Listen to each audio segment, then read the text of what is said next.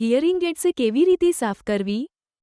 ઝડપી પ્રશ્ન. જો તમારા હિયરિંગ એડ્સ અચાનક નબળા અથવા અસ્પષ્ટ લાગવા લાગે, તો તમે ઉપકરણને દોષ આપશો કે તેના પર જમા થયેલી ગંદકીને, કારણ કે સચ્ચાઈ એ છે, હિયરિંગ એડ્સની મોટાભાગની સમસ્યાઓ ટેકનિકલ નથી.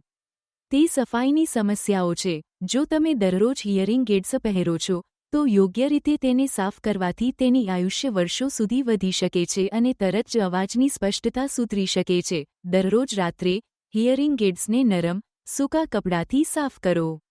પાણી નહીં, ટીશ્યુ નહીં. પછી નાની બ્રશ અથવા વેક્સ પીકથી કાનનો મેલ હળવેથી દૂર કરો. મેલ અંદર દબાવશો નહીં. એ અવાજને તમે વિચારો તે કરતાં વધારે અટકાવે છે. અને ભેજ. શાંત શત્રુ. પસીનો, ભેજ, શાવરનો વરાળ, આ બધું હિયરિંગ એડ્સને નુકસાન પહોંચાડી શકે છે. હંમેશા સ્નાન પહેલાં હિયરિંગ એડ્સ કાઢી લો અને રાત્રે તેને ડ્રાઇંગ બોક્સ અથવા હવા પસાર થાય તેવી કેસમાં રાખો. જો તમારા હિયરિંગ એડ્સ બેટરીવાળા હોય, તો રાત્રે બેટરી ડોર ખોલી રાખો. જો રિચાર્જેબલ હોય, તો ચાર્જિંગ પોઇન્ટ્સ સાફ રાખો અને સંપૂર્ણ ચાર્જ કરો. આ દૈનિક રીતે કરો.